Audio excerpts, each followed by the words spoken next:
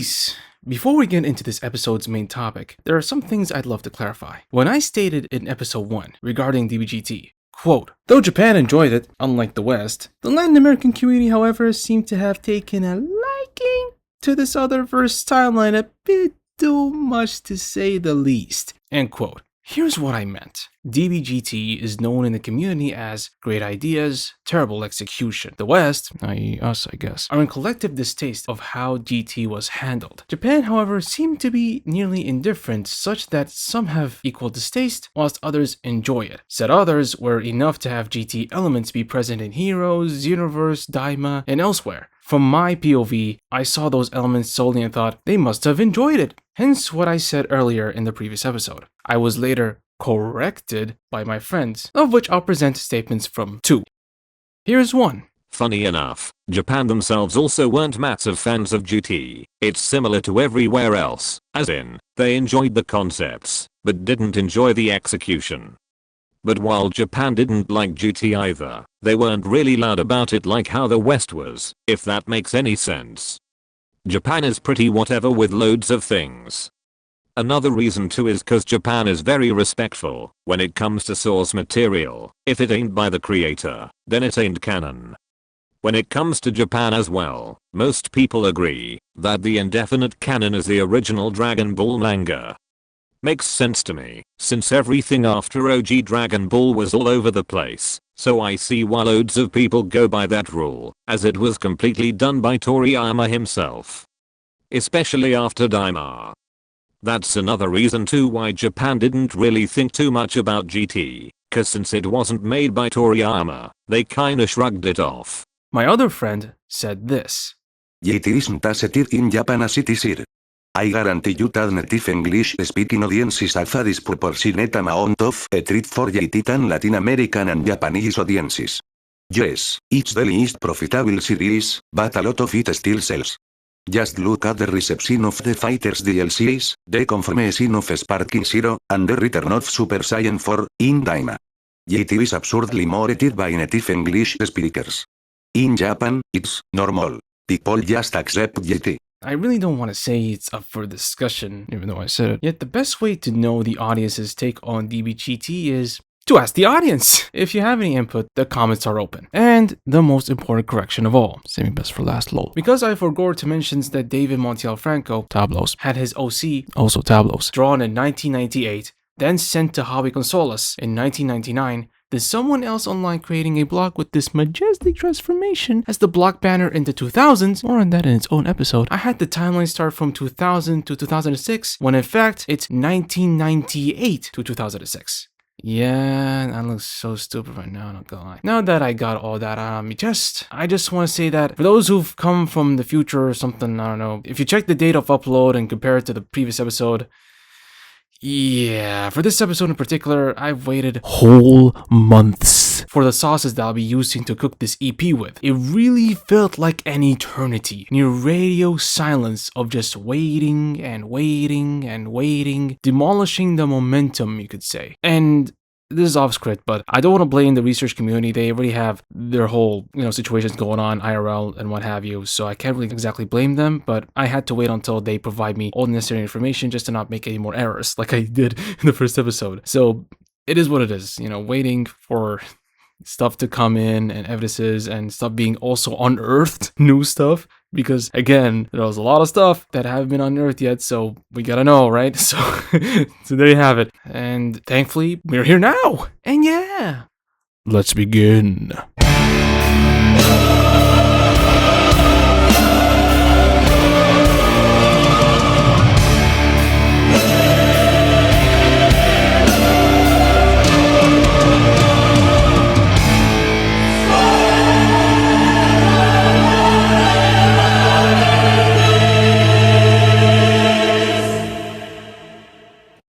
Super Saiyan 5. Interesting concept for transformation that should debut after having seen what Super Saiyan 4 had to offer. Plus, it naturally follows the whole concept of attaining new forms each new season or so. So it's a no-brainer that such a simple increase of a number allowed rumors to ripple across the internet at the time. Like, Any child in the sandbox would guess that immediately when you ask what their predictions for the future of Dragon Ball after GT would be. And the starter and actuator of this whole season of events can be credited to DMF Tablos. If you watched the previous episode, as you should, we already know the general gist of how AF started. As a quick elaboration and reminder, David Montiel Franco, Tablos, made an image of his OC under the same name, had it featured in Hobby Consolas, then someone spread the scan throughout the internet, inducing fan art and fiction. Now obviously, Japan was a place it reached, where our boy Toyotaro nowadays, more on it later in the future, decided to lump Zycor into the mix in his famous manga. Afterwards, Tablos had since disappeared for years. Then he came back, creating his own manga, because, of course, why not? Honestly, I'd like to read them myself once I get the chance, as I have a feeling it'll be essential for the coming future of the series, wink wink. Here are some things that misinformed people back in the day, and maybe even now still, that I'll mention only for you guys not to take as actual fact, truth of the entire situation. 1. Remember this site from the previous episode? Yeah, it says right here that this pic is Zycor? Bruh, this will be coming back to this more often than not. 2. Yes, gromajin.com says that apparently the pic isn't any one of the main DB cast, but instead is a... Yeah, nah, you can read that yourself. I ain't gonna even bother with this. Apparently, this rumor from 2001 may have predicted Zalama, the creator of the Super Dragon Balls, as he's named Ryujin, which means what you'll see here. Interesting. 3. So we all know the Hobby Consola situation to heart by now, right? Apparently, someone else would have beaten Tablos to the punch with their drawing, which of course they called the Super Saiyan 5. Later, people decide to make it Super Saiyan 6 and Tablos' OC their Super Saiyan 5. Voice of the people, people. Pretty sure no one will be surprised to know that DMF Tablos himself is a Spaniard fan of Dragon Ball. Okay, hold up. I'm reading the sources here, and apparently he had his OC, which at the time would have been an alternative Super Saiyan 4, fun fact, be Goku's twin brother? And his DBAF is Dragon Ball Alternative Future, as it's set in future Trunks' world. Huh. Alright, sure, I guess. Then the Hobby Consola snowball, which surprised David, as he never had any awareness of its massive impact upon the community. I mean, if I were in his place, I too would be like, really? My drawing is popular? That's cool. Thus, to continue the momentum, he changed the story of Tablos' form to be the Spirit Killer we know him as today. He then added beers in his first chapter, go figure. So, if it wasn't clear enough, Mr. Super Saiyan 5 Goku over here is in fact Super Saiyan 4 Goku's twin brother. Hence, yes, I will be needing his manga to know who did what with whom. And funny enough, Tablos himself didn't really look at his OC as Super Saiyan 5, as he already had a Super Saiyan 5, which is vastly different than we could have ever possibly imagined. It's a great ape, but not really. And apparently the full power of Super Saiyan 5 is just Super Saiyan 1. Yeah, I don't even know, gang.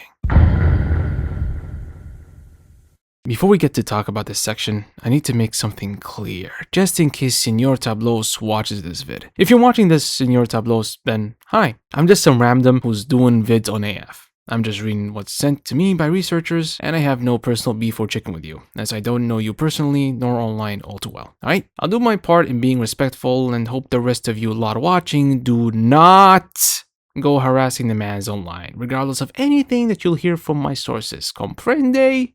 Alright, that warning out of the way, we can continue on. Now, in the Latino community, Tablos is considered a lolcow. Wow, even they have lolcow in their online vocabulary. For taking everything involving his drawings online too seriously. Basically, he be asking for too much credit in DBAF. Yet, pretty sure he hasn't been involved in a lot of canons and projects of other writers.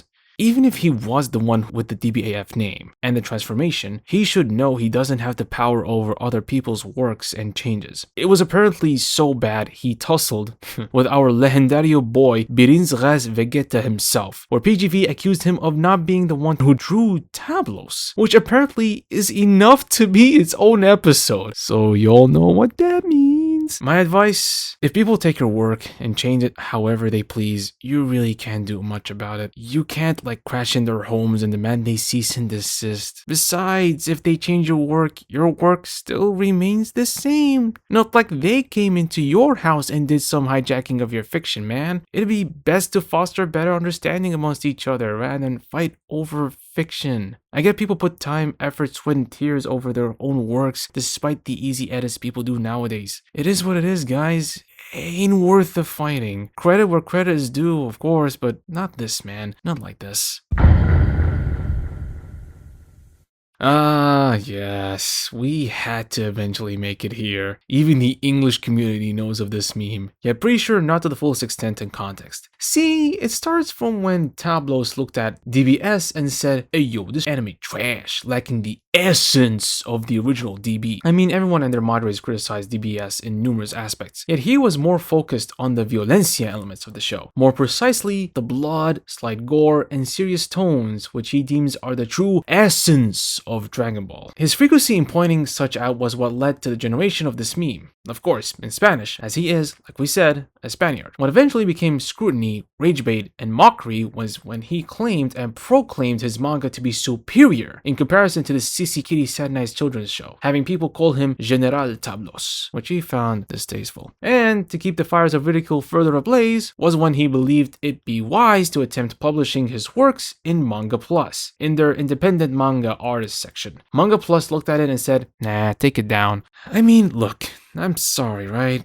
But can't exactly blame them. It's fan fiction. It's not its completely original own thing, dude. Bit of a side tangent, yet adorably hilarious nonetheless. Tablos, after seemingly tailing Toyotaro online, made a pic with his OC and Zycor in a car, of which Toyotaro liked it. That alone made him happy, it seemed, regardless of all the situations prior. Some would say he did it for attention. I'd say just have fun the right way without problems, and everything will be fine. With having everything we know so far discussed, there are still a few things that need confirmation and others more investigation per se. 1. Did Tablos really initially not know his image would end up being so popular in the community at the time? 2.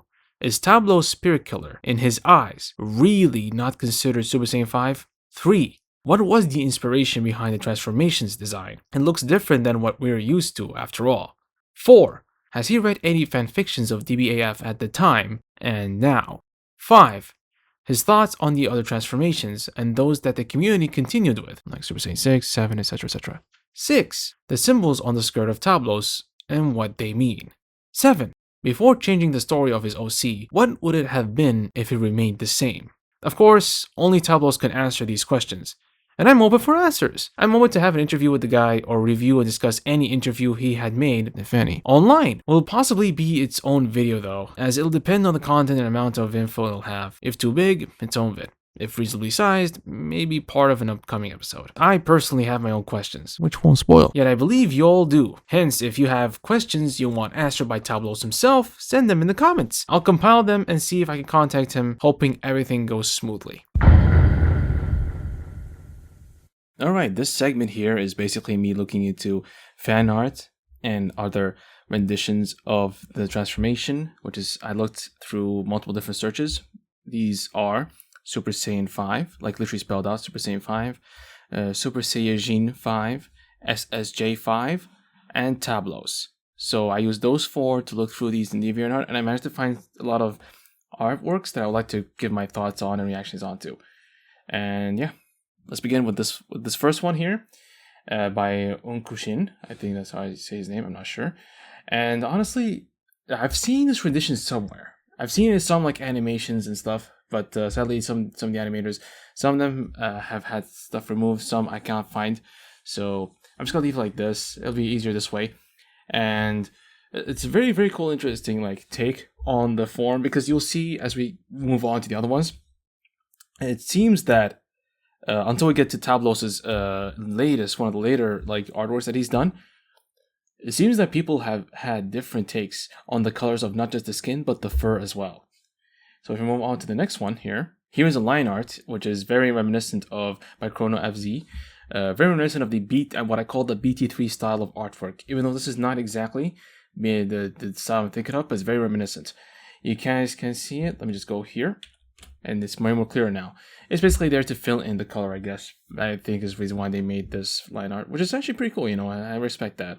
The thing is though, I've seen people, especially when they make the imaging grandes with BD3, they usually use like they usually make these way more blocky, way more edgy. And I've seen this artwork being something similar to it, like a more edgier version for the BT3 style of artwork, since most of the artworks in BT3 style are this edgier, cornery type of like blocky look to it. And I've seen this before, recolored multiple times for BD3, which if you want to know more information on like all the renditions and stuff, you can check out the humongous seasonal videos that I've done on BD3, Modern BD3. We've seen a couple of these here and there, different renditions, different takes, different also transformation numbers on top of the same art base. And yeah, this is actually pretty cool. I really like this. So check out, again, Chrono of Z. If you want the original artwork to be able to, hopefully, you of course better ask for their permission first before you use the artwork, and you can just, recolor it and see what you can come up with. Here's the third one, which is Super Saiyan 5 Goku. This is with his regular gi, because the ones that we're used to is with this like cool new gi or costume or outfit that he's wearing, which is very like original, you could say. We haven't seen something like it before, but this is more, familiar to us. So this is what he would possibly look like if he was wearing his turtle hermit gi or his regular, good old fashioned like orange or blue gi. But because it's a little bit yellow here, because he's transformed. And this is of course assuming that when he transforms, it also changes the color slightly, like he does normally when he transforms from Super Saiyan to Super Saiyan G, Super Saiyan Blue, and stuff like that. And yeah, very, very interesting. Very, very sick. I've seen a couple of these before, also in B3. They're renditions. And they do change the color slightly. Some are orange or bright orange when he transforms, and some are this yellowy look to it. But yeah. So very, very, very cool. Very, very cool. Shout outs to this person here. And we'll move to the next one. And here we go. Another take, and by here, I mean, I can tell by JFS Kunaski, and that number, alright? And this is the Shintani colors, I guess. Very interesting. Another interpretation of the artwork that we've seen in Hobby Consolas, and the one that Tablos has sent and stuff like that. Very, very cool, very interesting. I like the I think that's called petroleum, the color of the fur. It's like petroleum blue or something. Very cool, very, very, very, very cool. And the skin tone is just Goku, because this is meant to be Goku. And yeah, again, we still want to know exactly what the inspiration for that skirt and those colors in particular are. Is it because, in the story, Goku's with Shenron or something? I mean, or like there's something deeper because, he just changed outfits because, it's a different choice of artistic design. It's like a meta, like a difference that doesn't really reflect much or, be mentioned in verse or something. Again, once we get to the point, hopefully soon, where I can interview him personally, or we can find like interviews he already done where he answered that question, or if someone already asked him and the answer is somewhere on the internet and I find it, or the research team helps me find it, where you can know exactly what is the point and what is these like very, very original designs for the skirt and the whole entire outfit in general. But yeah, another take on the same transformation, and this one with Goku as the main base with this transformation. And this art is more or less based off of the one we've seen before. And the reason why I brought this up, which is again, either this guy borrowed it or he actually made like a rendition themselves. The reason why I make this up is you'll see the next one is very interesting. And here's the next one.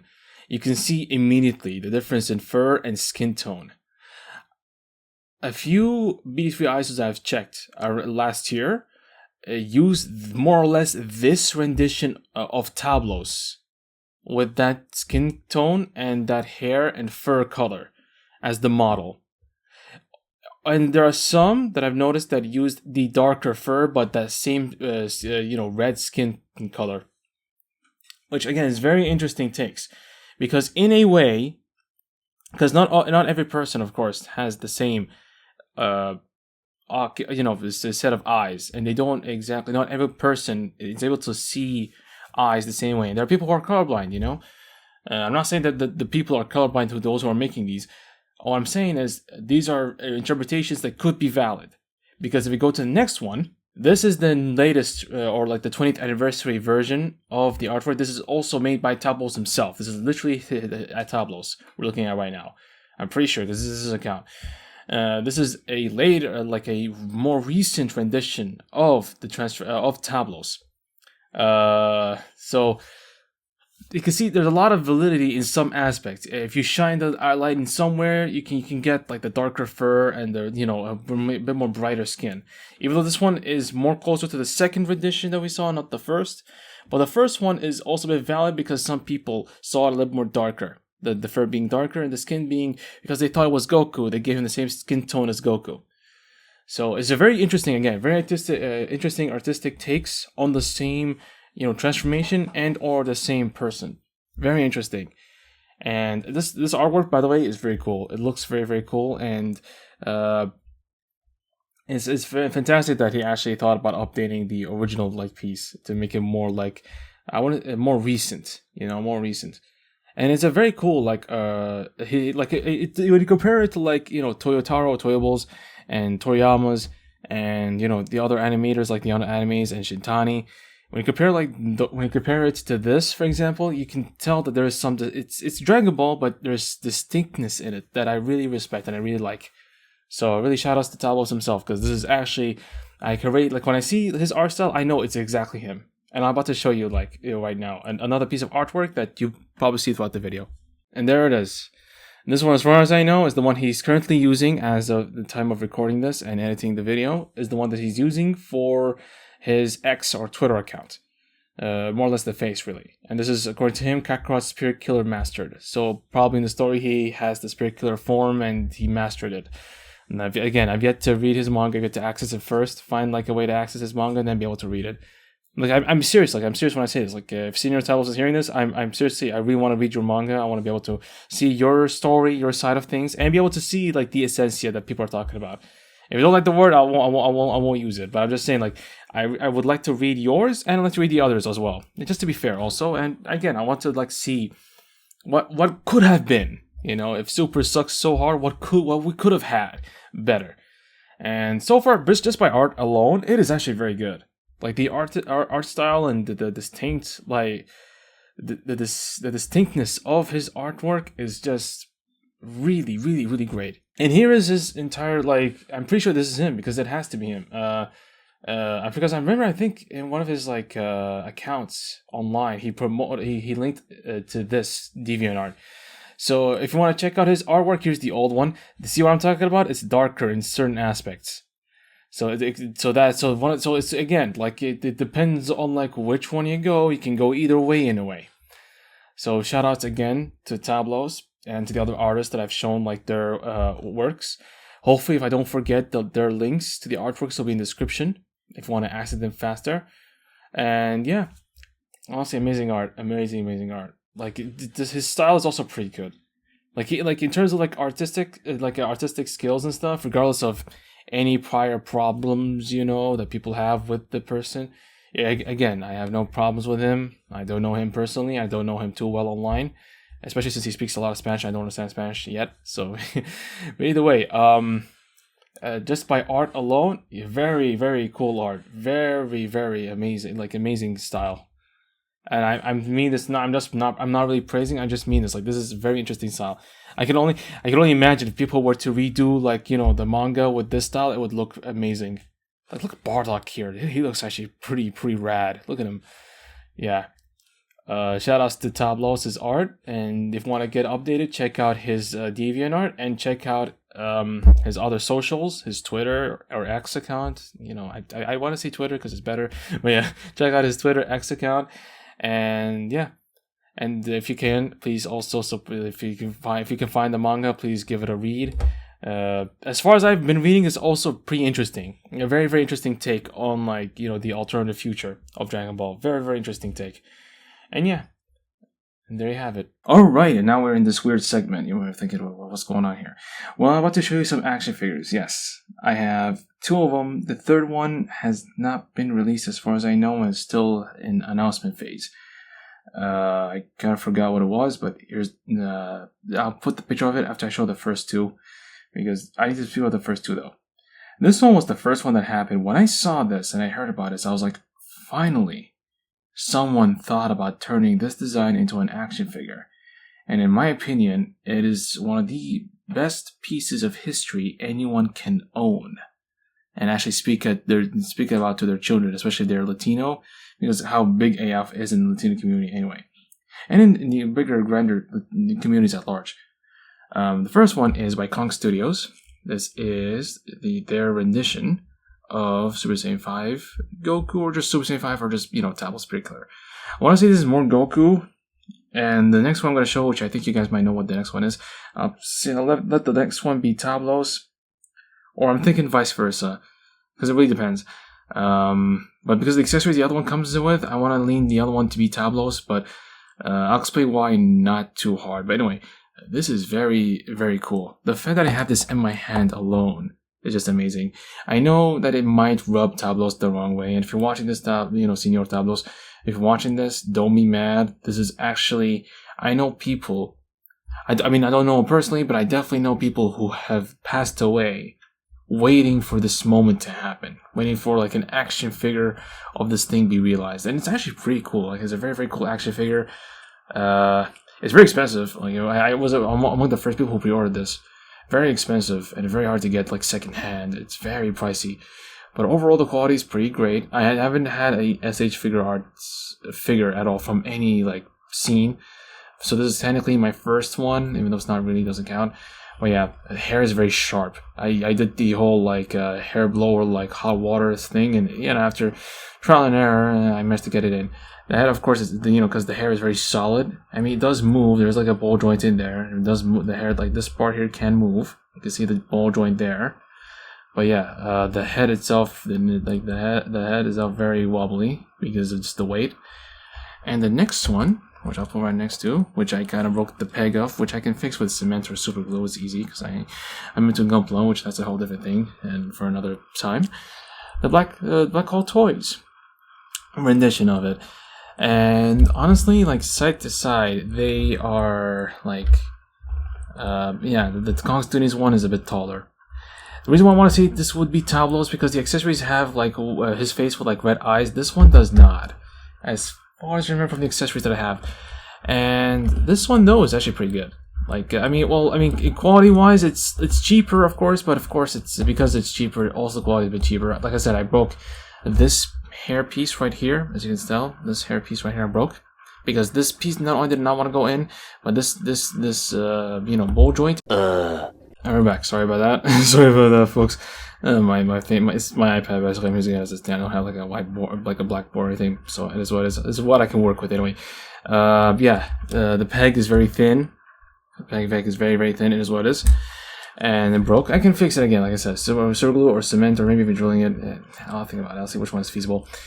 Honestly, if you want something that's cheaper and you don't really mind a few differences here and there in terms of quality, and but it's more, this one is more available, I would recommend this one for those. Even though like the quality again, like I've seen also some reviews where they really went hard in criticizing this thing because it's really, really. In some aspects it's bad, and I can see like a bit of like wrong coloring of the hair and parts. It is what it is. It is a cheaper alternative.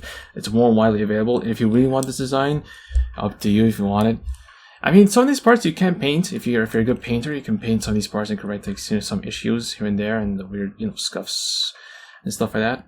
If you have paint, and the same issue, but this was more apparent. Because of the weight of the hair, because the hair is like ridiculous. Like, so we're seeing 3 hair is already ridiculous anyway, and look at that. Like, but yeah, there's the ball joint here, like a big one here as well. But yeah, and also the hair is also sharp.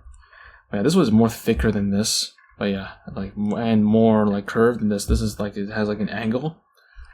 But yeah, honestly, it's up to you guys which one you prefer, like in terms of design wise, and like the skirt is pretty similar, but this one's more, wrinkled here because it's meant to like reflect the skin. This one not so much. It's a bit shorter. The skirt is a bit shorter.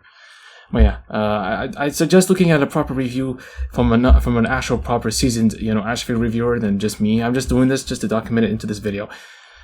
But yeah, again, whichever you want, best check a reviewer to review like these action figures, and they'll give you all the accessories, everything you need. to be able to reflect on have a better purchase than just looking at me for reviews. But yeah, again, I'm not that good a reviewer yet. I don't have the equipment nor the space to do reviews at the moment, so it is what it is. But yeah, pick your pick. I'm leaning maybe for this one to be Tablos because the skin color is a bit darker, because he has the face with the 2 red eyes, completely red eyes and stuff like that. So I'm leaning maybe this one to be Tablos and this one to be Goku. But because, in there are renditions where Tablos is taller, I might make this one Tablos and this one Goku. But then there's something very interesting about this one in particular. This one didn't only arrive as it is. There was 2 more color variants of it. There's a rosy one, which is, it's plainly obvious who is supposed to try to mimic or try to be the rosy one. Hint is freaking Goku Black, so they're trying to make like a Super Saiyan 5 Goku Black situation. Which I didn't get because I was like, no, it's not that great. If you want it, that's up to you. And then there's this rendition, which we'll talk about. I won't spoil too hard as to what this is supposed to be. I know, and there are people as well who know what this rendition is. We will get to them soon. We'll get to them in its episode. We'll get to them very, very soon. Hopefully, inshallah, hopefully. Well, yeah, a very cool rendition. Also darker, like shading in the hair, and the skin, the fur is completely black. Is it a valid Super Saiyan 5 transformation? In a more, how would I describe this? In its way, yes, because this one is by a different artist, and that's the only hint I'm going to give you. I'm not going to spoil too hard as to who it is. If you already know, you know. If you know, you know. And don't spoil to the others, but it is what it is. I can't really control the comments and control the people, but yeah. Pretty similar, again, this is by Kong Studios again, pretty similar outfits and everything, but just the fur and the hair and, the eyes and stuff like that are different. But yeah, more or less the same accessories, similar, face gloves and stuff like that, but yeah. Again, pretty cool, pretty cool. And also hair sharp. But yeah, again, if you want this, good luck finding it at a good, decent price if you can find it anyway. And I hope the Kong Studios brings it back. But yeah, man, very interesting actual pieces of history you can own, literally, and display, and talk to your grandkids or kids about. It's pretty awesome.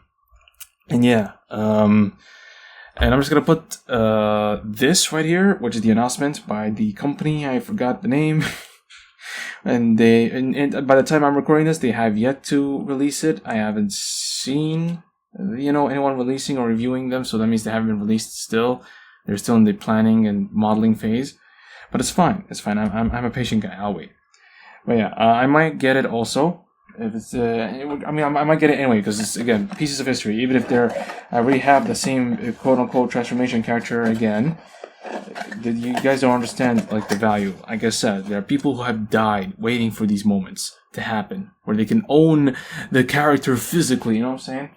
But yeah, and that's it. That's it for the action figure department of this video. Again, very interesting action figures, and I recommend whichever one you can afford, whichever one looks good for you, get it.